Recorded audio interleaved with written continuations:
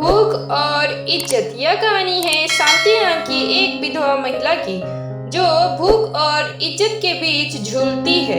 एक औरत जो जिंदगी की तपती धूप में अपने बच्चों के लिए छांव बनना चाहती है, लेकिन समाज की सोच उसे हर मोड़ पर तोड़ने की कोशिश करती है। शांति एक छोटे से कस्बे मोतीगंज में अपने पति राम नारायण और 2 बच्चों के साथ रहती थी। राम नारायण एक फैक्ट्री में मजदूरी करता था और जैसे तैसे घर चलाता था, लेकिन एक दिन फैक्ट्री में हादसा हो जाता है और राम नारायण की मौत हो जाती है। शांति पर दुखों का पहाड़ टूट पड़ता है। 2 छोटे बच्चे के साथ उसका कोई सहारा नहीं बचता। राम नारायण के जाने के बाद घर में अनाज नहीं बचा। बच्चों की भूख, उनकी चीखें शांति को अंदर से तोड़ देती है।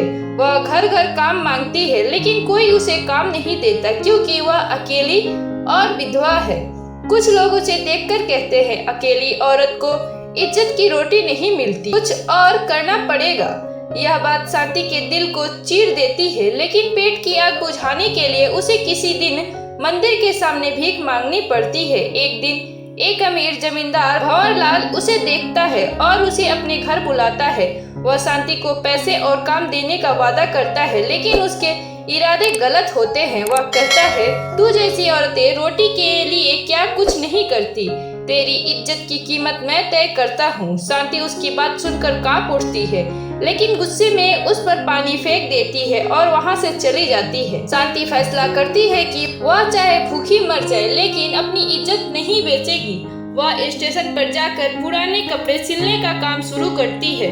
सड़क किनारे छोटी सी चाय की टपरी लगाती है और दिन रात मेहनत करती है। धीरे धीरे लोग उसकी मेहनत की तारीफ करने लगते हैं। उसके हाथ का खाना मशहूर हो जाता है और उसकी चाय की दुकान शांति टी स्टॉल के नाम से जानी जाने लगती है। शांति अब गरीबों को मुफ्त खाना देती है और हर ग्राहकों से कहती है, यहाँ भूख भी मिटती है और इज्जत भी मिलती है।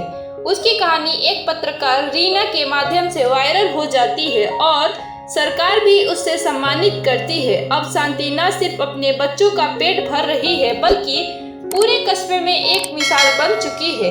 एक दिन वही भंवरलाल शांति की दुकान पर आता है, लेकिन अब उसकी आंखों में शर्म और पछतावा है।